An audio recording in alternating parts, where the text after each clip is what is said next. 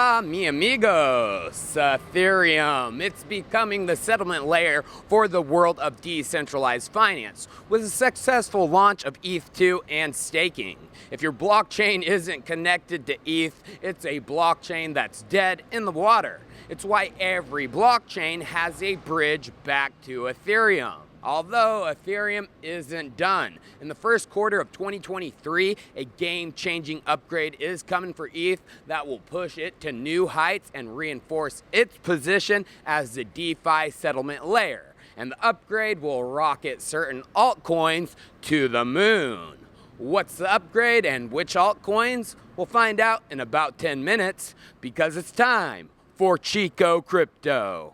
What is the game-changing upgrade coming to ETH this quarter? Well, pulling out the Ethereum roadmap, we can see the next upgrade after the merge is withdrawals. What are withdrawals? Well, the ETH2 chain is now secured by a group of staking validators who are required to have a 32 ETH stake on their validator node.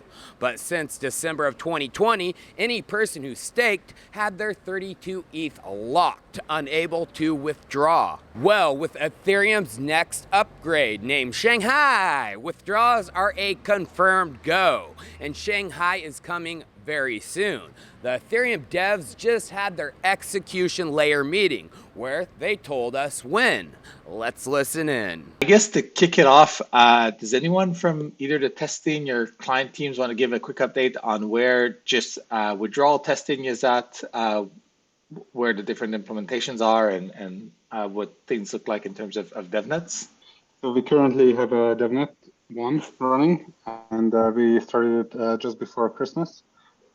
Currently, we have all the different client combinations running on it, and some combinations work well, others are not really. I have the link posted in the chat here.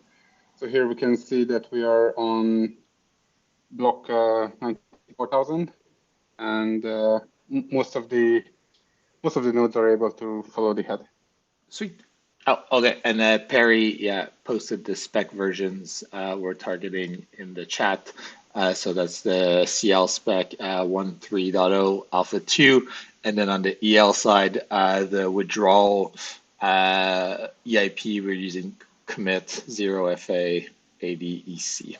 Public testnet this month, and then Shanghai on the mainnet in March because the news about it is already releasing. Dang, Chico, why are you so bullish? Well, before Shanghai, ETH 2.0 staking was unavailable for withdrawal, which made many users skeptical of staking ETH. With this barrier out of the way come March, the demand for staking ETH will rise exponentially. Checking out the Beacon Chain website, we can see Ethereum is coming up on 500,000 validators. With withdrawals implemented, the amount of staked ETH is going to explode. A Mark of DeFi Yield app tweeted, after the Shanghai ETH update, developers expect that by the end of 2023, 80% of the ETH supply will be staked. At the moment, it is only 14%. 1 million ETH staking validators would put Ethereum into a category other blockchains could only dream of. Checking out the ETH competitors, Solana has barely over 2,000 validators. Cardano has just over 3,200, and Avalanche has a measly 1,200. Even where Ethereum is right now with 500K validators, it has 15,525% more validators than the next most robust, Cardano. Withdrawals are just going to push this number up even further to where these competitors will never be able to catch up.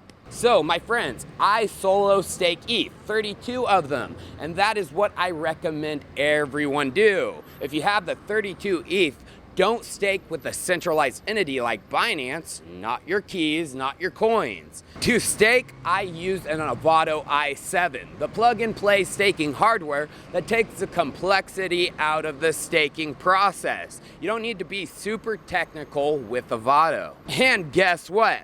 One of the Chico army members heeded my early advice, getting 32 ETH and an Avado for staking.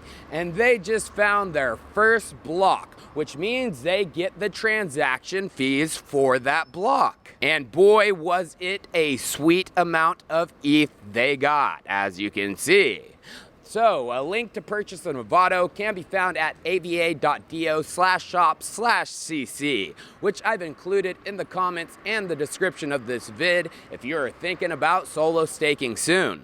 Although, regarding withdrawals, this is going to open up a new narrative and major opportunities for altcoins who focus on LSD. Not that type of LSD, liquid staking derivatives. Liquid staking derivatives, what are those? Well, many people don't have 32 Ethereum to stake.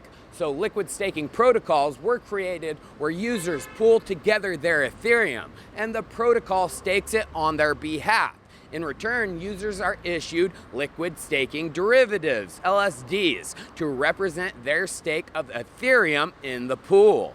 And again, with withdrawals open, those without 32 Ethereum, the people who have just a couple or maybe even a half of an Ethereum will be more inclined to stake with these LSD protocols. Now, the most popular LSD protocol. This has been Lido since it launched in December of 2021, 1 year after Ethereum staking went live in December of 2020. As we can see from this Dune Analytics dashboard on ETH2 and staking, Lido is number one with over 146,000 validators, giving them a market share of nearly 30%. This isn't good, having nearly 30% of ETH validators controlled by just one entity. But let me tell you, Lido is a short in my honest opinion, with Shanghai coming in the next couple of months, as other LSDs are going to eat heavily into that market share. Why? Well, nearly 30% of all staked ETH is in Lido because of the high emissions of LDO token for staking with them, which is also a big incentive provider and curve for the ETH and ST ETH from Lido liquidity pool. Now, emissions of LDO tokens is ending, and they will not be able to support the incentives they have been providing in the ETH ST ETH LP on curve, which was a big reason people were staking with Lido. So in my opinion, because of token emissions going away, many people and even large funds are going to look for new places to stake, where they can get those higher rewards. So where will they move? Well, you guys know I've been a big fan of Rocket Pool for the longest time, providing updates and the alpha on the regular even since they were first incepted way back in 2017. Well, things have paid off lately. A couple weeks ago, the RPL token was added to the big exchanges like Binance and KuCoin, leading to a big boost in the price. Checking out Dune Analytics, we can see RPL market share is way down there compared to Lido, just above 2% share. So obviously Rocket Pool still has a ton of room to grow, and the big exchanges see that. It's why they have listed the token. So Rocket Pool is going to rocket come March, but there is another LSD protocol which is seeing massive growth lately, and in my opinion will also steal a bunch of Lido staking market share. And this one has the most room to grow. Checking out that Dune Analytics dashboard, Frax Finance has under a 0.3% market share of Ethereum staked. Why will people move to Frax? Well, Frax offers the highest APR in the business for staking with them, which hovers in the 6 to 10% range, while the closest competitor, Rocket Pool, is offering about 5%. How are they able to provide such high APRs? Well, users deposit ETH and they receive Frax ETH. Frax ETH is backed 1-to-1 with ETH, but it has no attributes like rebasing and does not accrue any staking yield. So where does that yield come from? Well, Frax ETH can be used in DeFi applications such as the ETH Frax ETH Curve Pool. And since Frax Finance is one of the largest CVX holders, users can earn a high yield of 10% on convex finance. Basically, Frax is replacing Lido, and that is oh so bullish. And viewers, I'm staying at the Millhouse Hostel in Buenos Aires. A link for them is down in the description where you can get 10% off of a stay.